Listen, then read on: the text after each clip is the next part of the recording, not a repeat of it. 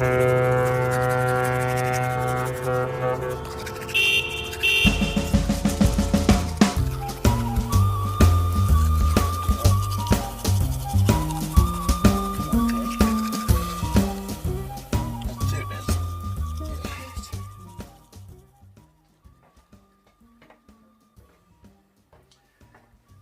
we're in the home of Eddie Jones. You know, him that's got the Ed's shed. Now we're going to talk to him today about what happened to him last Saturday night, which was pretty disgraceful, and he's still not over it yet. But we're going to discuss it with him, see what he says, and we'll go from there. Right, so hang on a second and we'll speak to Ed.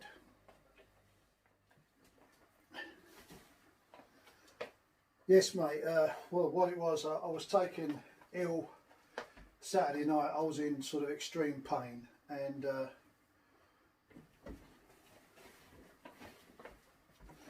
the ambulance came out and decided with my high blood pressure and the pain I was in that I would go straight to hospital. So that's basically what happened. Off to hospital I went. And that all sounds like a pretty dramatic night. I mean, what did the hospital say? Well, they said to me, they said, you know, they asked me what was wrong and what medication I'm on and all that, but they never asked me if they could do anything. They didn't give me any pain relief. I mean, I was in bloody agony, I really was. But they didn't ask me if they could do anything for me. They didn't ask me if they could, you know, just take the pain away. They just didn't give me any choices even. The only one choice they did give me was, is it alright if I look at the camera instead of you? Should I do that? I don't know. Well, the only choice they did give me was diazepam. And I remember having diazepam once and I really didn't get on with it. So I decided not to take him up on that offer. It just sounds truly horrible. I mean, that was all they could give you, diazepam. I said, well, yeah. So they, you know, that's not very good, is it? I mean, surely they should have offered you something else. Did they even ask you if there was any kind of remedy that they could give you in the hospital that would work? Yeah, they did, yeah. Is it alright if I look at the camera? Is it alright?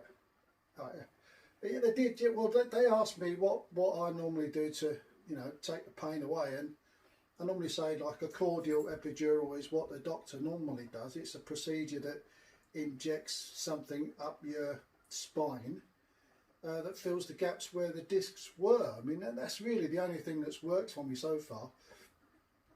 And the guy that I normally go and see, although I'm an NHS referral to the private hospital, his day job is where I went. His day job is at the hospital that I went, and I was taken by ambulance Saturday night. So I don't know what to say really. I mean, you think if I'd mentioned him by name and I'd mentioned the cure by not a cure but a remedy to take me out of pain for a brief spell, and you know, I had all the answers for them, and I was in extreme pain, my blood pressure was high, I could hardly stand up because I couldn't walk really at all. And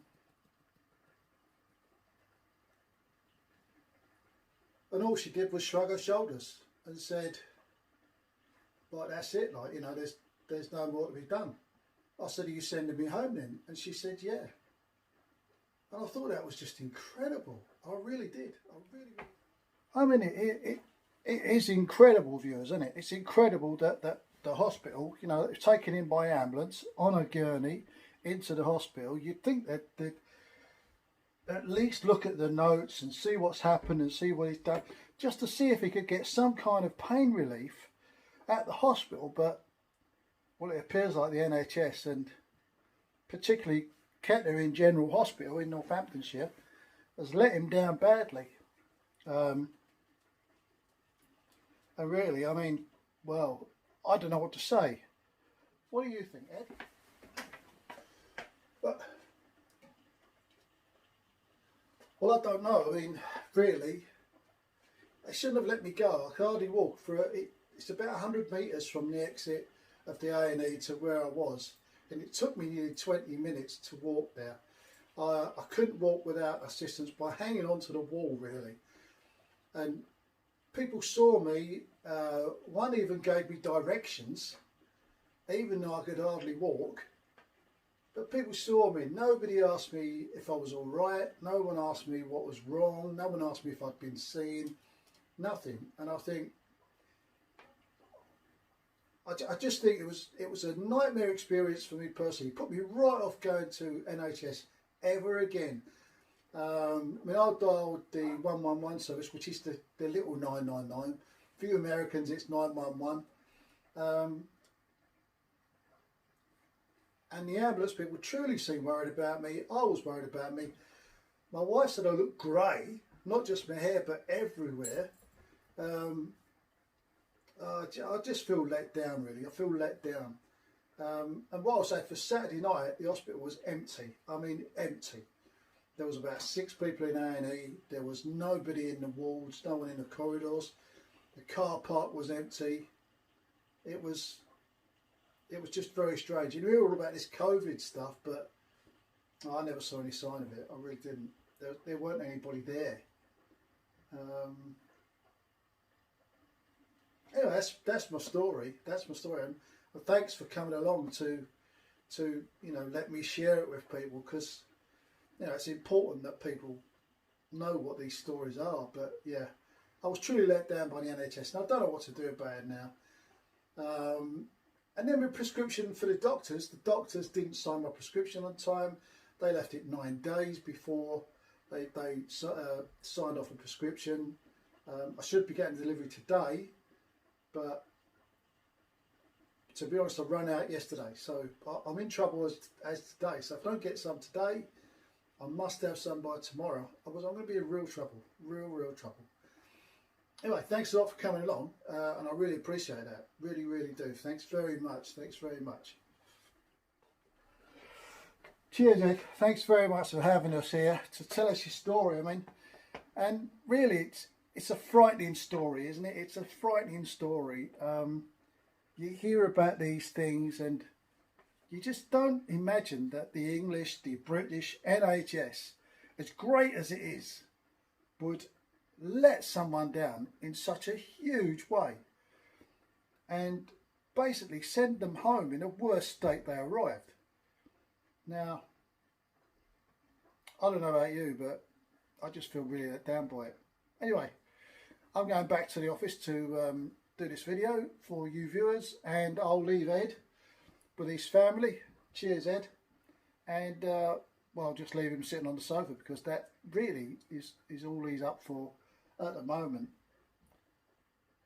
I'll catch you later. Oh dear. Well, there you go. I mean,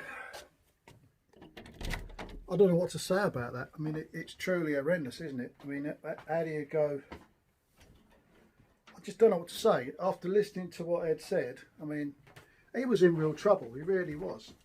And they did nothing to help him. Nothing at all to help him. What they did do was they made the situation worse by letting him go. I mean, fair enough. I mean, he can walk around the house today.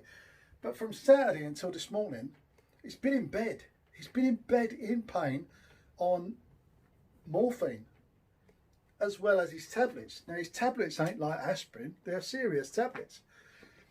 But he's had a bottle of morphine beside him, and he's been jolloping that down to try and cope with the pain that he's been in. And I just think it's terrible. It's not a normal Ed Shed video, but I really had to get it out there. I really had to say something. I really had to say something, because I'm really upset about it. I'm annoyed that I feel like, and this is very true, I feel like my country has let me down, because it's my NHS. It's mine. everyone says, oh, we pay for the NHS, but what we do, we pay our taxes and we pay our national insurance and we pay all this stuff. We even donate to the NHS through charities. And they let me down big style. And I don't think I'd ever want to. Well, the next time someone says to me, ring for an ambulance because you don't look well, I think, well, I'll just stay here. Because it's pointless me going in there anyway, because all they're going to do is turn me around and send me back again. It's a pointless manoeuvre. I'm sorry if this is taking over the Ed Shed bit this week, but I really, really am angry about it. Really am. Please share your comments down below. Please share your experiences of the NHS where you live, whether it's good, bad, or like me, bloody ugly.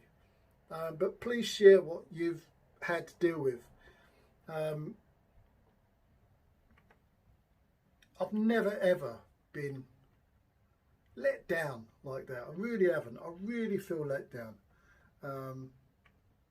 Anyway, that'll do it. That'll do it for this week.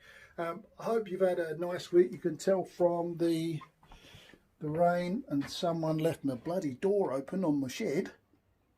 You can tell by that it's not nice here in the UK. Yeah, a bit of a wobble there. Anyway, right, I've got to do something. I can't just stand here. I've got to do something. So I'll get on and do that, and I'll catch you guys later. A bubbly bonjour. Yeah. Where did that bloke put that switch for the camera? There it is.